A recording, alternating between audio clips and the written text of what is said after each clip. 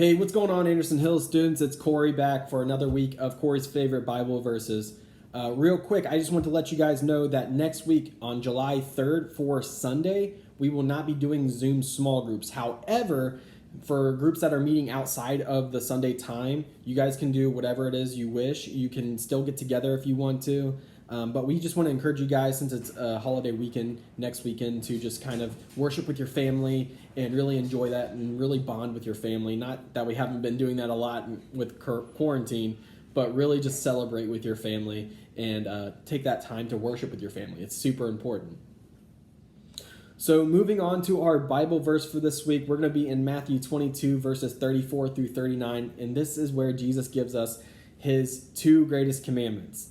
And to start off, I just want to ask you guys, have you ever felt like lost in life? Like, have you ever felt like time is going forward, but things are changing really rapidly, and then suddenly life is upside down for you? And it's like you're standing in a pool of water and your head's just above it, but these waves keep coming and crashing over you, and you're trying to breathe, but you just feel suffocated. You just feel almost without hope, right? I liken that to a boat that's floating in the ocean, and it doesn't have a rudder. So the rudder is the thing that gives it its direction and steers it, right? The actual little fin in the back that allows boats to turn and go where it needs to. But the storm comes, and suddenly you don't have a rudder. And so you're steering right into a storm, and you're just hoping that you get through it. Life can sometimes seem like that, and life can sometimes feel like, I don't know what's going to happen next. And there's so much anxiety and depression and sadness, and you feel alone, and you just feel like quitting, right? Bob Dylan, he was a musician back in the day. Ask your small group leaders or your parents, they'll for sure know who he is. My dad played songs for me from him. And one of the songs that he wrote was "Times Are Changing."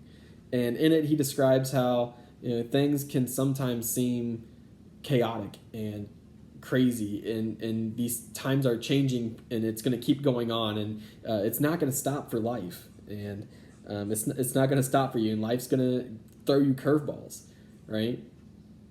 And I remember a time in my life where this happened to me. In 2014, just to tell you a little bit about myself and to be vulnerable with you guys, I was at a crossroads in my life. I was miserable. I was depressed. I tried going with the crowd. I tried doing what was trendy and popular. I tried fitting in, and everyone left me. Those who I thought had my back and cared about me didn't, and I felt abandoned, and I felt alone. I became isolated from everybody. The only person I really trusted and had in my life was my dad. I was super depressed, and I just felt like giving up. I felt hopeless, and I felt just really terrible about myself. I felt like I wasn't worth loving. I wasn't worth anything to anybody. And that's a terrible way to feel. And so I knew I had to try something different. And that difference came when I finally said, I'm tired of trying it my way, because my way doesn't work. It leaves me in a really bad place. I'm going to try it Jesus' way. And really, all I had to do was say, I'm never going to turn my back on Jesus again. I'm going to stick to him and commit to him no matter what happens next in life, because I know that my way isn't working.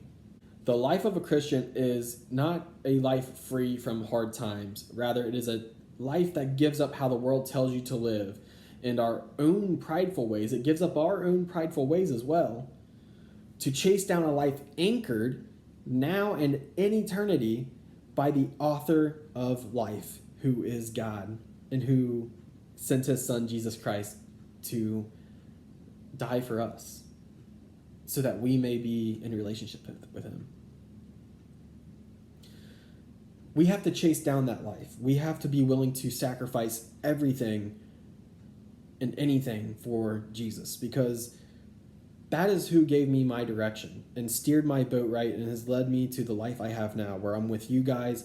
I have a wife, I have a puppy, I have a family, I have friends, I have a house. Like, I didn't have any of that before. And I'm not saying material things are what we gain here, but My well-being is what I gained.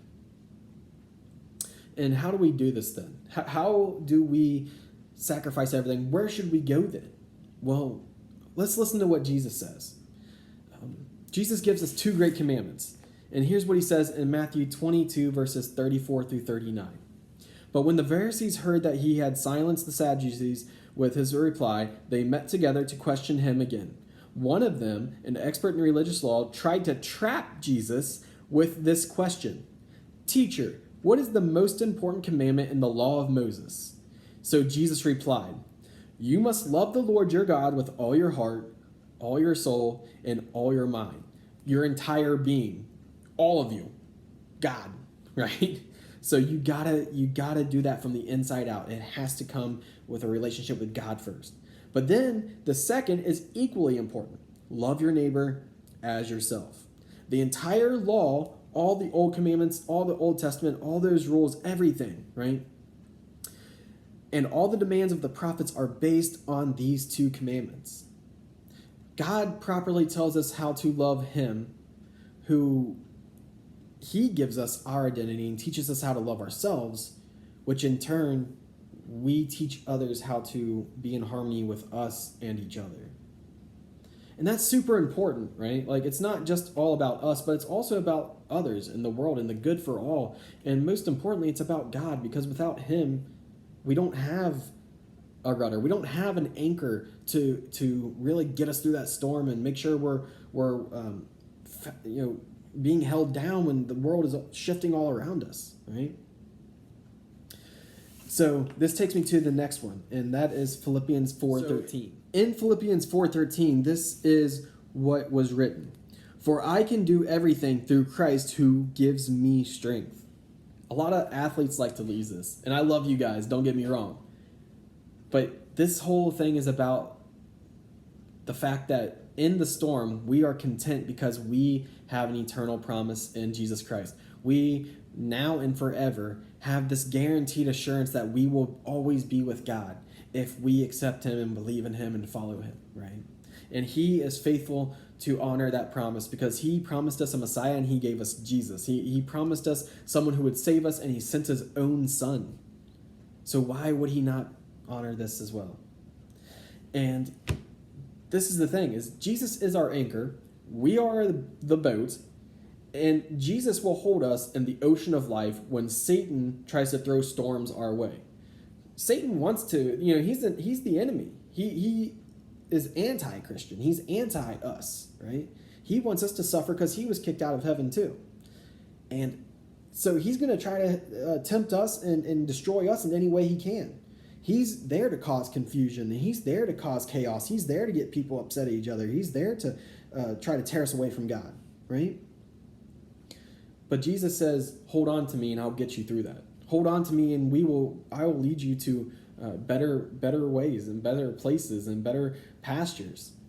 But you've got to hold on to me to get through the journey. And during that journey, I'm going to teach you so many things. That suffering is not going to be for nothing. We're going to learn and we're going to grow and we're going to use wisdom to do it. And we're going to use the power of God Almighty to do it. So think of that as well. That's the second way. First, we have two great commandments. Second is being content and trusting in Jesus to anchor our boat. And then this third way. Here's the third way, right? So in Matthew 7:24 through 27, this is what Jesus is saying about wise and foolish builders. Listen to this. Anyone who listens to my teaching and follows it is wise, like a person who builds a house on solid rock. Though the rain comes in torrents and the flood waters rise and the winds beat up against that house, it won't collapse because it is built on bedrock. But anyone who hears my teaching and doesn't obey it is foolish, like a person who builds a house on sand. When the rains and floods come and the winds beat against that house, it will collapse with a mighty crash. And when Jesus had finished saying these things, the crowds were amazed at his teaching, for he taught with real authority, quite unlike their teachers that were teaching them. See, Jesus was a different kind of dude. He was sent by God himself. He had this authority that no one else had, right? Because only God can give the authority to even teach his ways. And Jesus he nails it here. He says that if we build our faith and ourselves on him, when those storms come, we'll be ready for them. And we won't collapse. We might have to do some repairs if the wind rips off a shingle or two, or breaks on one of our windows like a hurricane. But we're going to be built on solid ground, and we can stand firm on him.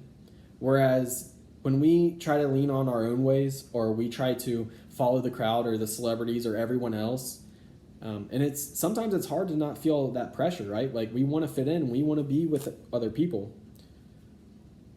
But that's a house that's built on sand. The sand shifts, it moves, it erodes, it goes around, and that's not a very good foundation to build something on, because it doesn't hold very well. And that house will eventually tear apart.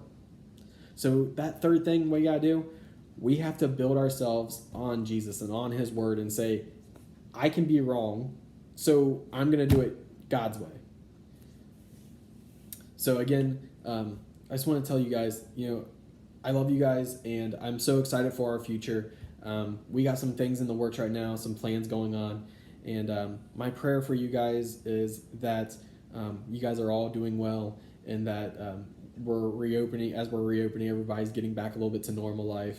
And I just want to tell you guys that I can't wait to see you. I miss you guys a lot, and I'll see you guys next time, okay?